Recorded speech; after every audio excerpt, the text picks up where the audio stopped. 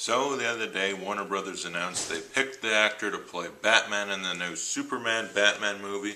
I think I did that backwards. Yep. But they picked Ben Affleck, and a lot of people initially were either excited, not sure, or straight out no, because of this movie. Now, I like Daredevil, okay? The director's cut, to be specific, the original movie that went to theaters is pretty terrible. I don't hate Ben Affleck in it. I thought him and Jennifer Garner and Colin Farrell and Michael Clarke Duncan all were pretty good in the movie. But, like, the way the story was put together, there's a whole thing behind it where the studio kind of made the movie a lot worse than it was. Because the director's cut, I enjoy. I think it's pretty good. When this movie came out, it was at a time when Ben Affleck was just doing paycheck movies, such as Paycheck, Geely, Daredevil, stuff like that. So people didn't like him. And, you know, so they think, oh, Ben Affleck, Daredevil, he can't be Batman. But I think he can pull it off, because lately, ever since that, Daredevil wasn't successful, so he decided to rebound from it, came back, did things like State of Play, Hollywoodland, Argo, The Town, won the Oscar for Argo. So he's back, and Warner Bros. Is like, yeah, we can give it to him. There was a rumor they wanted Armie Hammer. That would have... Let me tell you something. Ben Affleck, a little controversial. People either like it or they don't, or they're not sure. They picked Armie Hammer. They would have, like, burned Warner Brothers to the ground. Like, that would have been terrible. But they were thinking of people like, who was it? Ryan Gosling, Josh Brolin. Those would have been good choices. I kind of like the Ben Affleck choice. Would it be interesting if they picked Josh Brolin and Ryan Gosling?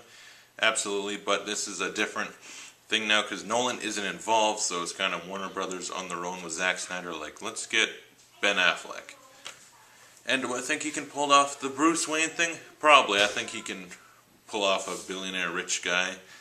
But it's the Batman thing that I'm interested in because, like I said again, Daredevil, as like this dark vigilante superhero, he could pull it off.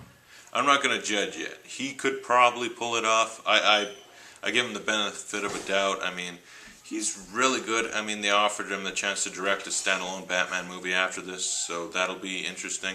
And I think that's why he's so invested. Like, okay, act in this one, then I get to make my own Batman movie. Because when he's directing and acting, that's when he's fantastic, like the best.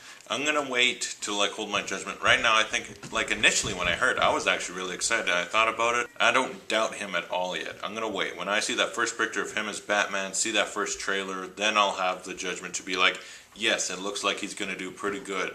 Because think about it. Back in the day, Michael Keaton, they're like, a comedian, Mr. Mom, and Beetlejuice is going to be Batman? No way. Michael Keaton was the best Batman all the way until Christian Bale, so I think Affleck will probably end up be doing the same as Keaton, where it's a surprise performance where, yes, he can pull it off. I want to see him in the Batsuit just to see what that looks like.